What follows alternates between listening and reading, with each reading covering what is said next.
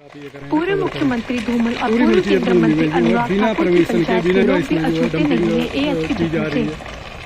पंचायत प्रधान ने कहा है कि एनएच के बेतरतीब और मनमर्जी के कारण यहाँ के लोग जी रहे हैं डर के साए में। आए दिन विवादों में रहने वाले अटारी से लेह वाला टौणी देवी और वह देवी होकर बन रहे राष्ट्रीय राजमार्ग 3 की बेतरतीब निर्माण कार्य के डर से हिमाचल के पूर्व मुख्यमंत्री धूमल और पूर्व केंद्रीय मंत्री अनुराग सिंह ठाकुर की पंचायत के लोग भी अछूते नहीं हैं।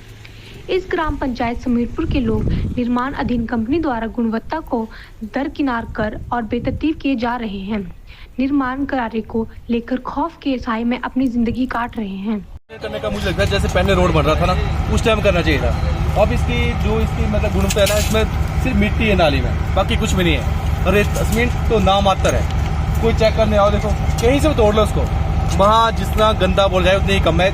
इसलिए लेबर वाले मतलब बेचारे लगे हुए हैं, लेबरों को कोई कसूर नहीं। जो सीनियर अधिकारी हैं इनके, उनको जितना गालियाँ दी जाए उतनी ही कम है। और इसमें रेता तो सिर्फ रेता है, सीमेंट तो है ही नहीं। कहीं भी देख लो नाल कहाँ से भी ब्रेक, मतलब हर जगह सीमेंट तो है ही नहीं, बुरी हाल है।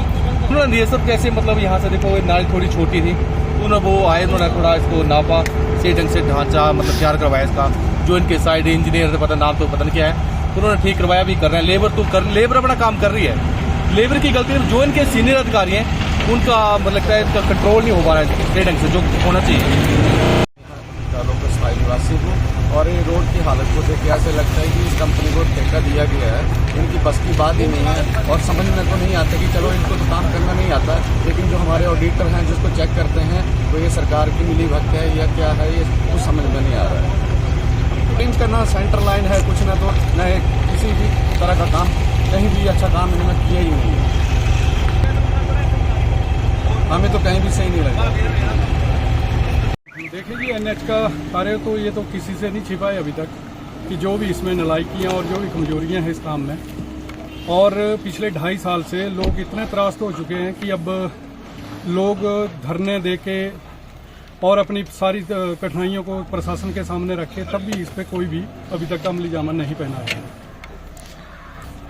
देखिए, क्वालिटी का तो इसमें कोई भी इस तरीके से हमें कोई भी ये नहीं दिखाया अभी काम में कि जो एक प्रोफेशनल एक कंपनी का काम होता है उसका कोई भी ये देखा नहीं कि गुणवत्ता देखी नहीं गई है काम में। आप देख रहे हैं हमीरपुर से लेके आप आबाद तक देखो, मैं अपने पंचायत की बात करूंगा तो इसमें अभी भी कम से कम जो है 1 दर्जन मकान जो है वो खतरे के इस पे है, कगार पे बेतरतीब कटाई की वजह से।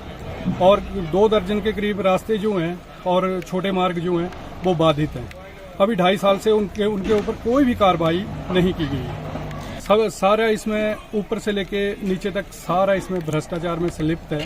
सारे जो हैं वो घोटाले पे घोटाले किए जा रहे हैं। इसमें जितने भी दंगे लगे हुए हैं अभी तक, लोगों को फोर्सफुली जो है वो दंगे लगवाए गए उनके घरों की प्रोटेक्शन के लिए, और उनके असेसमेंट करवा के इन्होंने खुद की पेमेंट जो है वो करवाई हुई है, जबकि उसमें पूरा खर्चा जो है लोगों ने अपना किया अपने मकानों को सुरक्षित करने के लिए।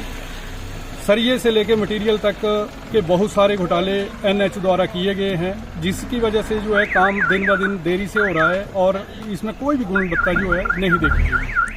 डंगे देखो जी, मैं पिछले अभी अपने 1.5 महीने पहले की बात करूं तो मेरी पंचायत में कम से कम 60 मीटर डंगा जो है बिल्कुल साफ मौसम में, धूप के मौसम में जो है वो गिर के बिल्कुल धराशायी हो गया। तो जिसकी वजह से जान माल का नुकसान तो नहीं हुआ, लेकिन बहुत सारी ज़मीन जो है, कृषि योग्य ज़मीन जो है वो लोगों की खराब हुई। उसमें ना तो स्थानीय प्रशासन द्वारा, ना तो किसी भी अधिकारी द्वारा अभी तक ना तो कार्रवाई की गई, और पूरी जनता जो है वो आराम भरोसे छोड़ दी गई है। एनएच वाले अपनी मनमानी से जो भी लोगों को जैसे भी त्रास्त कर रहे हैं उस पर कोई भी प्रशासन का कोई भी ऐसा योगदान नहीं है कि लोगों को उससे राहत दी जा सके।